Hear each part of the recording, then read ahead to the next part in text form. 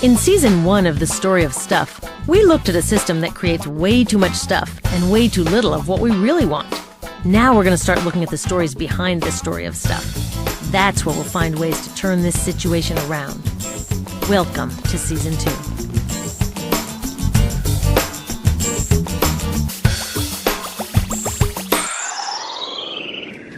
Ever since I learned where our stuff really comes from and how this system is trashing people and the planet, I've been trying to figure out how we can change it. I've read a lot of these. 100 ways to save the planet without leaving your house. 50 simple things you can do to save the Earth. The Little Green Book of Shopping. I thought these might have the answers, but their tips all start here, with buying better stuff. And they all end here, with recycling all that stuff when I'm done with it. But when it comes to making change, this story of going green, even though we see it everywhere, has some serious shortcomings. It says that if I become a smarter shopper and tell all my friends to do the same, I've done my part. And if I don't buy all this green stuff, then it's my fault the planet's being destroyed. Wait a minute, my fault? I didn't choose to put toxic products on the shelves or allow slave labor in factories around the world. I didn't choose to fill stores with electronics that can't be repaired and have to be thrown away. I didn't choose a world in which some people can afford to live green, leaving the rest of us to be irresponsible planet wreckers. Of course, when we do shop, we should buy the least toxic and most fair products we can. But it's not bad shoppers here who are the source of the problem. It's bad policies and bad business practices here. And that's why the solutions we really need are not for sale at the supermarket. If we actually want to change the world, we can't talk only about consumers voting with our dollars. Real change happens when citizens come together to demand rules that work. Look, it is important to try to live green. As Gandhi said, be the change. Living our values in small ways shows ourselves and others that we care. So it is a great place to start. But it is a terrible place to stop. After all, would we even know who Gandhi was if he just sewed his own clothes and then sat back waiting for the British to leave India? So how do we make big change? To answer that question, I went back and looked at Gandhi, the anti-apartheid movement in South Africa, the U.S. civil rights movement, and the environmental victories here in the 1970s. They didn't just nag people to perfect their day-to-day choices, they changed the rules of the game. It turns out there are 3 things you find whenever people get together and actually change the world. First, they share a big idea for how things could be better. Not just a little better for a few people, a whole lot better for everyone. And they don't just tinker around the edges.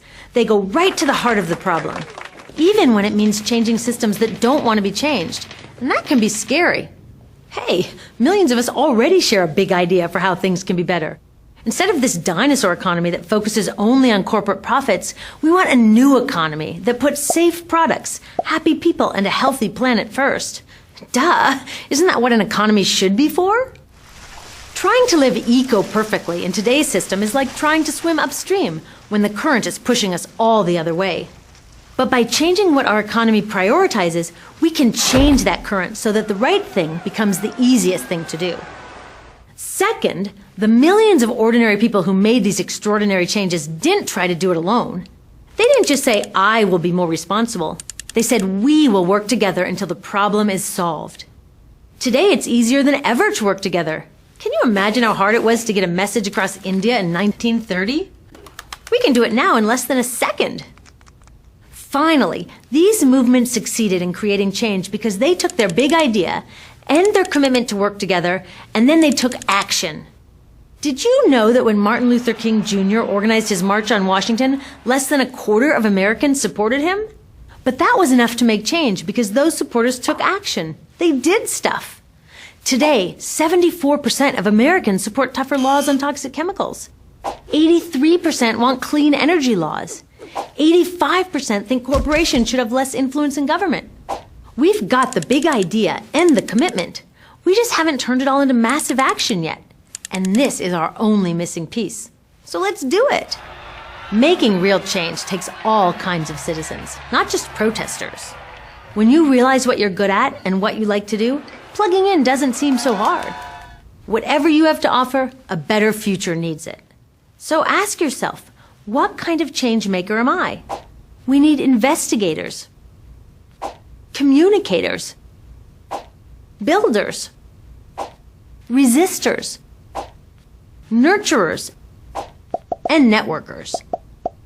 At storyofstuff.org, you can explore these types of changemakers and find your first or your next step to take action. Being a responsible citizen starts with voting. That's one of those basic things that everyone's just got to do. But it gets way more exciting and fun when we put our unique skills and interests to work alongside thousands of others. I know that changing a whole economic system is a huge challenge.